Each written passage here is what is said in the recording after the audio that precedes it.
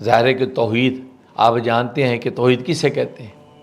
اللہ کا یکتا ہونا، اپنی ذات میں بھی اور اپنی صفات میں بھی۔ اپنی ذات و صفات میں جو جو انفرادیت اللہ تبارک و تعالیٰ کو حاصل ہے وہ کسی دوسرے کو حاصل نہیں ہے۔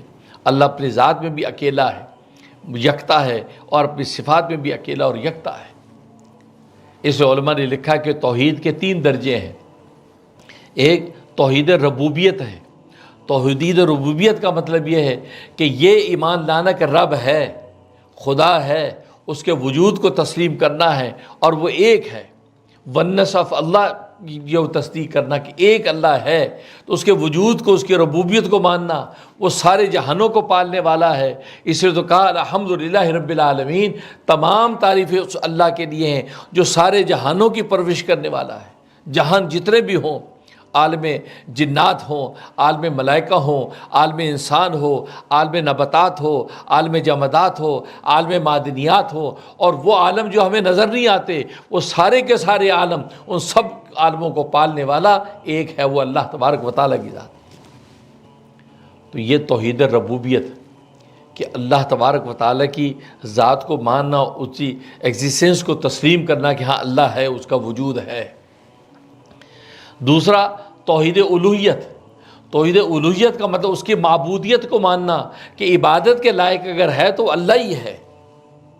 ایک اس کے وجود کو ماننا کہ وہ ہے، ایگزسٹ کرتا ہے، پھر دوسرا اس کی معبودیت کو ماننا کہ اگر عبادت کے کوئی لائق ہے تو اللہ تبارک و تعالیٰ کی ذات ہے۔ اس لیے کہ عبادت کے لیے جو ریکوائرمنٹ چاہیے، کہ جو صفات اور کمالات اس شخصیت کے اندر ہونے چاہیے جس کو معبود بنایا جا سکے، وہ سوائے اللہ تبارک و تعالیٰ کے کسی اور کے اندر نہیں ہے۔ یہ توحید الوہیت ہے۔ اور تیسری توحید توحید صفات ہے کہ اللہ تبارک و تعالیٰ کی بعض ایسی خاص صفات ہے جو صرف اللہ ہی کے اندر ہے، اور اللہ کے اندر جو صفات ہے اس درجے کی صفات کسی دوسرے کے اندر موجود نہیں ہے۔ جیسے اللہ کے علم ہے، اللہ جیسا علم کسی اور کے پاس نہیں ہے۔ اللہ کی قدرت ہے، اللہ جیسی قدرت طاقت کسی اور کے پاس نہیں ہے۔ اللہ کا سمع ہے، اللہ کو سننا ہے، اللہ جیسا سننا کسی اور کے پاس نہیں ہے۔ اللہ کا بصر ہے، بصیر ہونا ہے، اللہ کا دیکھنا ایسا ہے کہ ایسا دیکھنا کسی اور کے پاس نہیں ہے۔